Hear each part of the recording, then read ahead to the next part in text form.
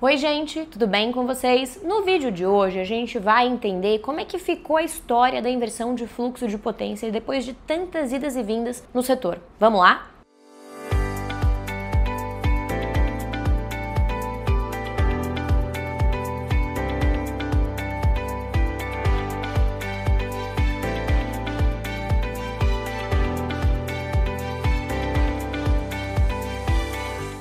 Mas antes de começar, eu quero te lembrar que esse vídeo é um oferecimento da WEG, líder nacional na fabricação e distribuição de equipamentos fotovoltaicos de ponta para sua usina, e da Clamper, referência na fabricação de dispositivos de proteção contra surto, que garantem de fato a duração, a vida útil do seu equipamento. Gente, inversão de fluxo de potência. Tem outros vídeos aqui no canal em que eu já dei para vocês um contexto sobre toda essa questão e essa problemática. Então agora vamos atualizar o que aconteceu de lá para cá. Depois de mais de um ano discutindo essa questão com a ANEEL, a agência finalmente aprovou a Resolução Normativa 1098, que basicamente alterou a Resolução 1000 para inserir novos artigos, novas disposições dentro da Resolução 1000. Um dos principais artigos inseridos é o artigo 73A. O que esse artigo traz? Ele traz uma série de situações em que a distribuidora é dispensada de analisar a inversão de fluxo de potência pela conexão de um sistema de energia solar fotovoltaica. As 3 hipóteses são as seguintes, e a gente vai listar elas aqui do lado para vocês. Hipótese número 1, se o seu sistema for ser conectado à rede por meio de um zero grid.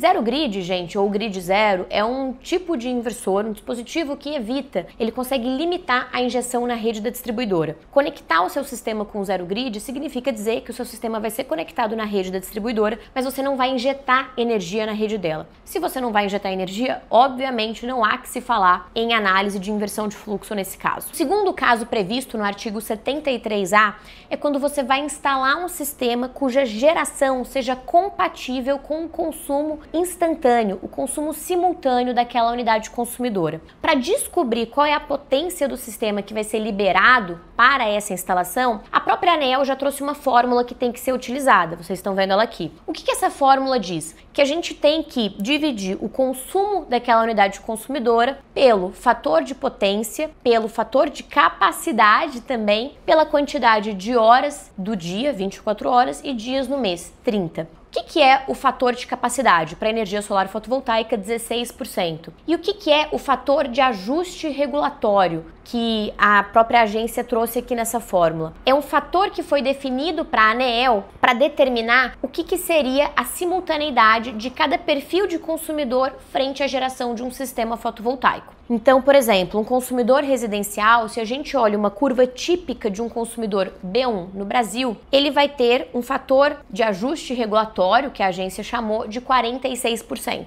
Então, a agência entende que 46% da energia gerada por um sistema fotovoltaico vai ser consumida instantaneamente por aquele consumidor residencial. Você joga esses valores na fórmula e aí você consegue realmente chegar na potência que é liberada para instalação naquela unidade consumidora com o sistema. E o terceiro caso é o caso que ganhou o nome, foi chamado pela ANEEL de Fast Track. Eu até acho um pouco engraçado esse nome porque ele não tem nada de fast. Na verdade, os prazos para a distribuidora fazer a análise são exatamente os prazos que ela tem em todos os outros casos. Mas ok. O que é o Fast Track? É um consumidor que opta, ele escolhe instalar na sua unidade consumidora um sistema de até 7,5 kW em alto consumo local. Ou seja, ele vai instalar um sistema e ele não pode enviar excedentes da produção daquele sistema para outra unidade consumidora. Se ele escolher fazer a instalação de um sistema de até 7,5 kW em alto consumo local, a distribuidora, independente do consumo, independente da geração,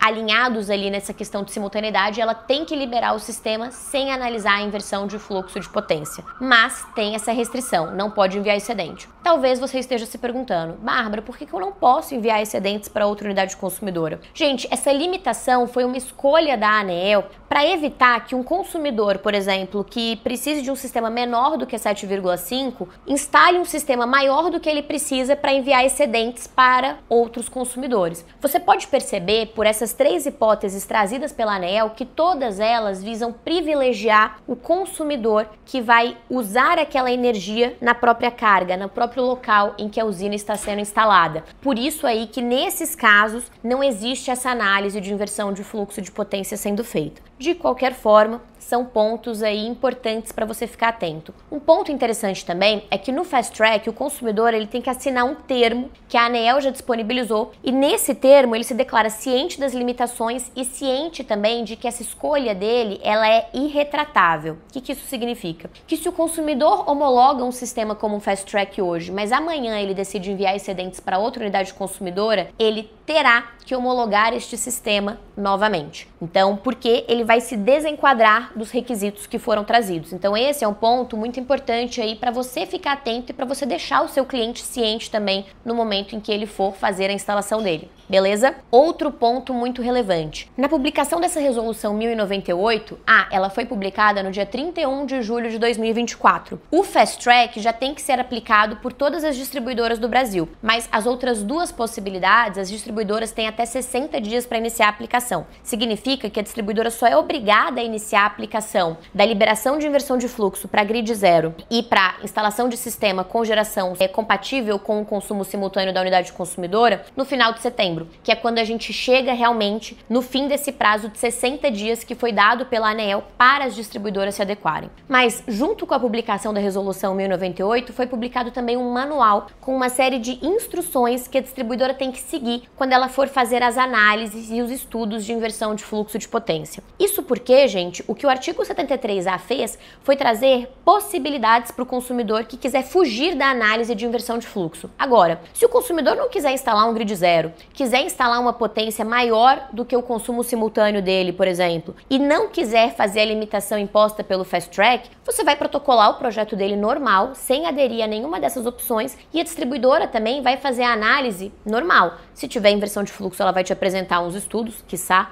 conforme manda o artigo 73 da Resolução 1000. Se não tiver, ela vai liberar com a emissão do orçamento de conexão. Então, acho que a ideia dessas alterações da ANEEL, de fato, foi trazer um pouco mais de flexibilidade para os consumidores poderem buscar meios de conectar o seu sistema à rede sem essa análise de inversão de fluxo de potência. Foi a melhor solução do mundo? Foi a solução que a gente queria? Não. Mas foi uma solução que, bem ou mal, tem ajudado sim a destravar o mercado de microgeração, sobretudo em Minas Gerais, que era um estado que estava muito impactado por todas essas questões que a gente tem visto acontecer com a inversão de fluxo de potência. Gente, eu espero que esse vídeo tenha te ajudado. Se você chegou até aqui, deixa o seu joinha e também se inscreve e ativa as notificações do canal. E não esquece também de conferir todas as oportunidades que a WEG e a Clamper trazem para o seu negócio. Até a próxima!